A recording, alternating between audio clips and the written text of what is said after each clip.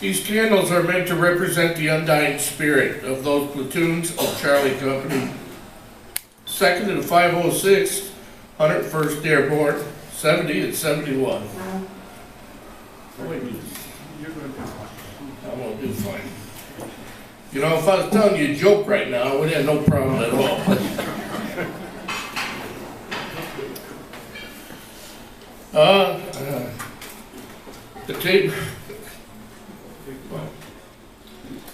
The tables in a way also symbolize the fact that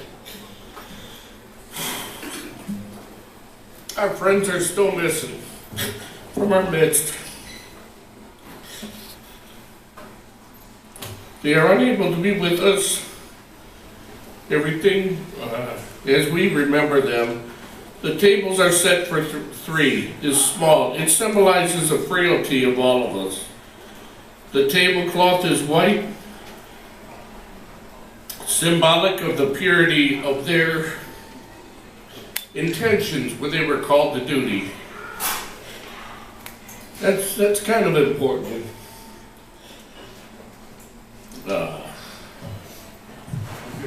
Yeah, I know. The single rose displayed in the vase reminds us of the families and the... Damn it, glasses are steeping up here.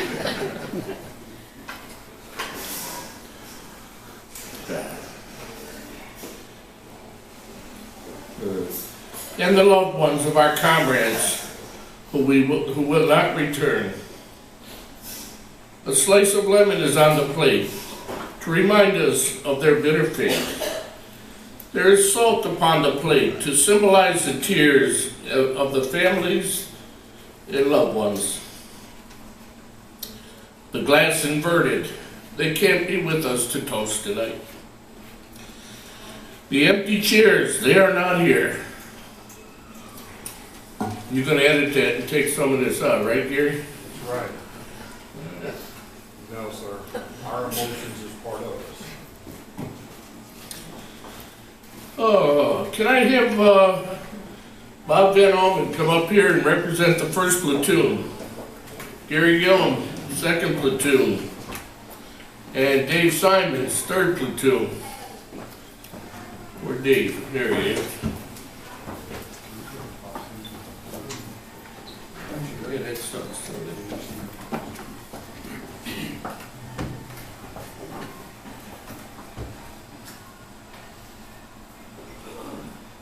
First platoon sergeant, would you ask the 1st platoon members who are here to please stand? 1st platoon, please stand. Would you please now lean the chair against the table? Gary, would you do the same for the 2nd platoon? Would 2nd platoon please stand?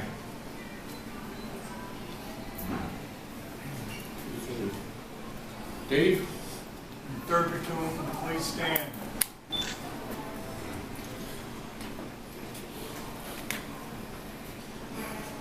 You can be seated. The final roll call of our KIAs will be held at the wall tomorrow morning. I won't be reading. But we'd like to take a moment of silence for all of our missing men. Lieutenant Bob, will you read the names of those who have died since our return home?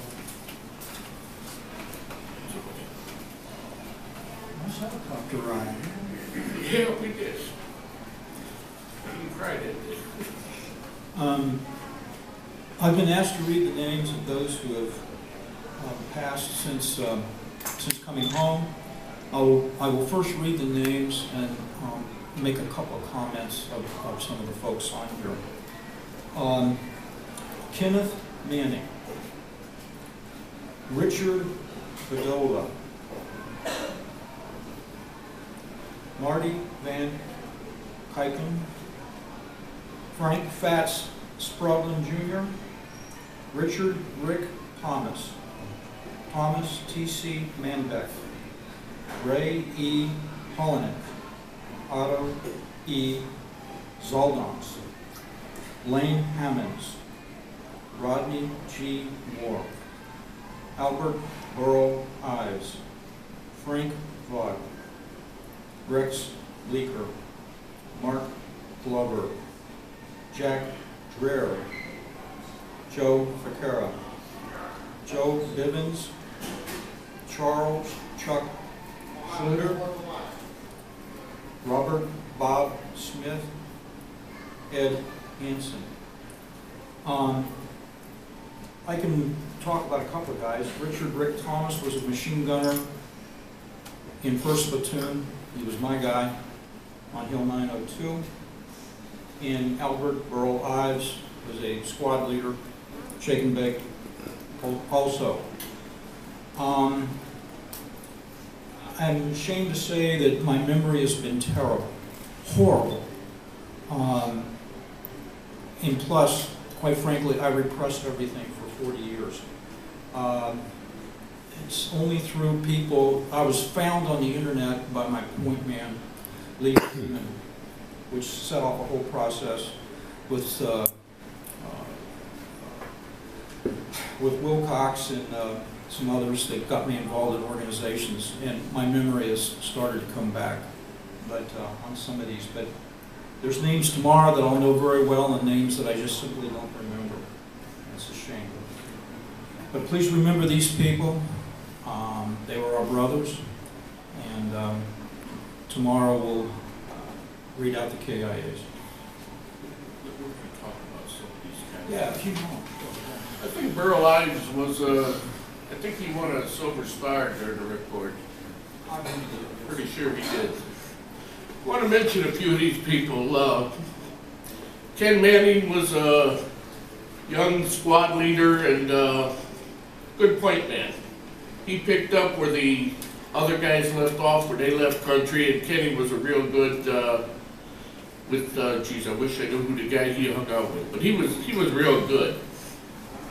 Randy wants to talk about Richard Bedoya.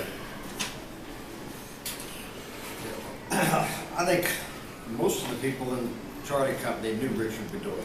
He was with the 2nd Platoon. He was with the 2nd Platoon, and then he ultimately went to join Charlie Med.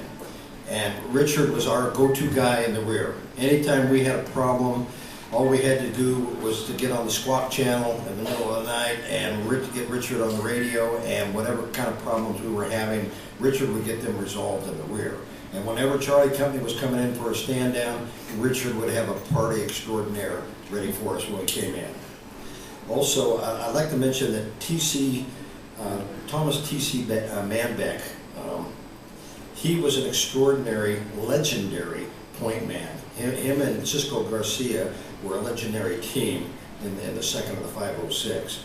And when we got there on O'Reilly, they had just came off of Hill 902 and had been ripped all to pieces. And they taught a lot of us. There was 12 of us shake and bake sergeants that went in together. And these old guys, these old timers, they taught us a lot. And we could tell by the fear in their eyes that we knew we had gone right straight out of the frying pan into the fire. So from that point on, those old timers brought us along, and we learned well. And we kept passing that down to the younger guys below us. You know, the only way you survive in the jungle is pay attention, constantly, vigilance. And we lost a number of guys, but we came home with a greater number of guys, and that was the job of the NCOs. I might mention that Richard Bedoya, myself, and Randy, we all flew over in the same bird to go to Vietnam. We had been stationed together before we left, so we were together a long time. He mentioned T.C. Manbeck and Cisco. Certainly, they taught us how to be point men. They taught us how to be grunts. They were good, and hopefully we took what they taught us and we handed it on to the other guys, so I hope so. Lane Hammonds was a M60 gunner. I took AIT with him down at Fort Polk. He was from Louisiana. And he talked to me all the time, and I never knew what the hell he said.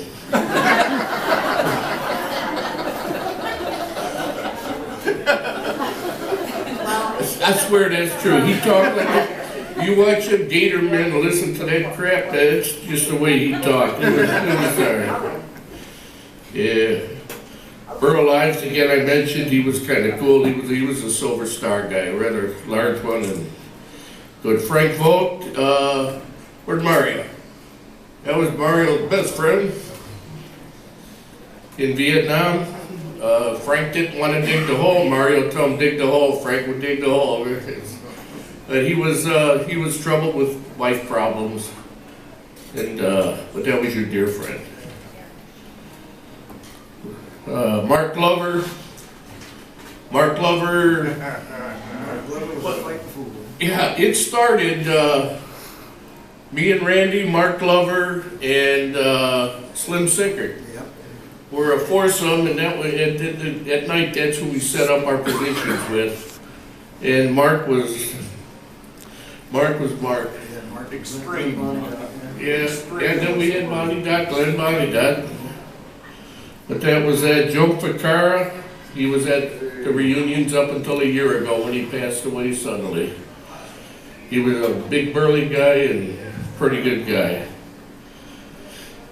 Oh, that's all I know. Oh, Ed Hansen, that's not... Yeah, that's it. That's it. That's it? Yeah. Oh, no kidding. Yeah. He was a big man. Yeah, Very big man. but he just passed away. I added him to the list 3 days ago. Wow, we've been looking for him. We found him. We found where He's from Montana, I think he Yeah. was. Yes, he was. Yeah, he was He was a machine gunner. He was my machine gunner. Carried machine gun off the tripod. Yeah, but then he got the rear job as being the Jeep driver. Yeah. That's But right. he carried the M60 at Port Arms. Yeah. He would take points sometimes. And I went out. Oh, he had arms on him like He handed his M60 down to me, and I said, Ed, what am I going to do with this thing? I said, there's no tripods on it, so you're going to carry it like I carry it. And when he told that to me, that's what he did. Yeah. Sure. That caught me off guard there. We were driving from Camp Evans down to Phu Bai. I was in the rear area, and we were with Top Ryan, and we were coming in for a stand down. And you know Top Ryan, he'd wheel and deal, and he would just bull his way through to get whatever he needed, all the cases of steaks and all the fresh fruit that he needed when you guys are coming to the rear. So we were on our way, we had the trailer on the back of the Jeep. Hanson tried to pass this Arvin truck, and another truck was coming this way, and that truck caught our mirror and ripped it off. Hanson never batted an eye, he just said, that damn mirror been loose for a month. But that was it, Hanson. That pretty much covers it. Everybody standing, let's make a toast.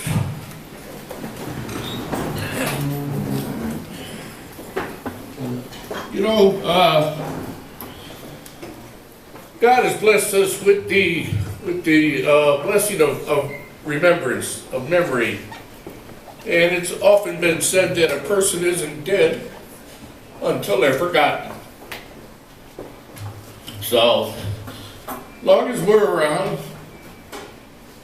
and we remember, they're not forgotten. Here, here. Here.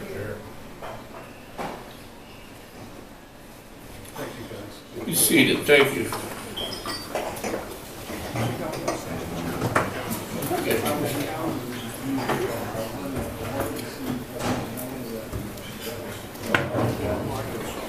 Part of that hands, they caught me.